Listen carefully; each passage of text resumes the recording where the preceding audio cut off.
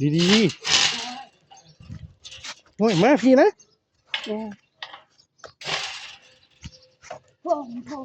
อย่าไปจับไปเลยมาพี่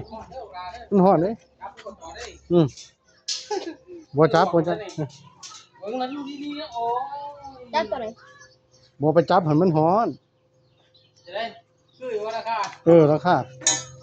แล้วก็จอดขึ้นมาค่ำนี่เนาะจอดค่ำบ่บ่ค่ำบ่ได้แล้วเพราะว่ามันต้องจอดค่ำทั้งนี้มันนอนบ่ได้พ่อคือสไตล์ท่านนี่พ่อเขาสิขี้เลยอยู่บ้านมันจอดค่ำแม่นแล้วเรื่องจริงนะ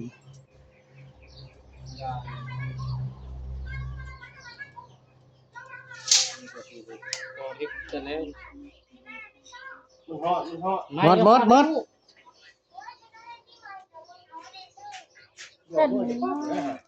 ป้าเนี่ยฝุ่นควบคิดดูไปข้ามบอลบอกว่าไปเก็บเงินกระดูกขาหมดมันเป็นโต๊ะข้องเลยหวยก็แตกได้ใครกูทู่นี่มาเอาพ่มมันนั่นมากเป็นคะแนนไม่ยื้อซื้อเลยไม่ได้จอดคำนะฮะจอดสิ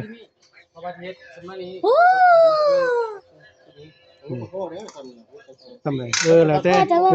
จอดจังนี้มาสนิทวะก็ได้ที่กันได้ก็ได้นะกี่วันหมันนะมันงามที่จะว่าเนาะเบิ่งตามช่องนะจะคิดว่าจะได้กันนั่นอย่าไปจับเลยนะ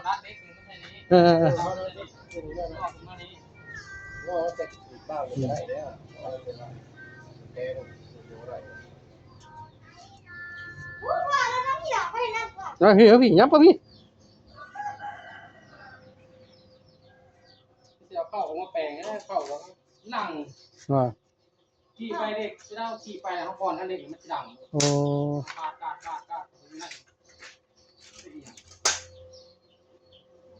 เข้ามาอีกแล้วฮะ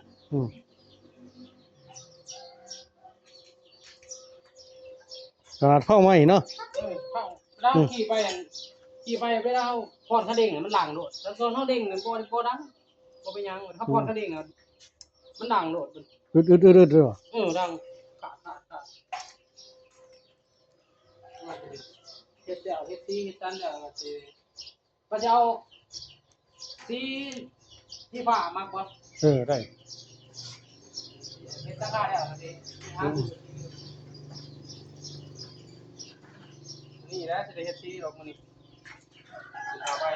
ใส่เด็กนี่ครับใส่ผ้าแล้วก็อัดเฮ็ดซี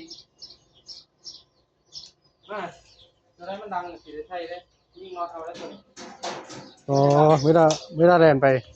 ดังไกลๆจะเทื่อนแม่นนะมันจะเทื่อนเด็กมันบ่ไม่ได้ก็สิยิ่งน็อตจะปูยิ่งบ่แจ๊ถ้าเขาจอดแล้วนี่เป็นจานไปมันยังมีหมองเฮาบ่ได้จอดมันยังเด้อกับเด็กเวลาโดนสั่นมันอย่างดังสภาพหมองแล้วเนี่ยครับก็สิยิ่งน็อตเอามดบ่ยอมลูกนี่เดี๋ยวจะคัดเฮ็ดซีแล้วก็เฮ็ดแต่ตัวนี้แล้วจบแล้ว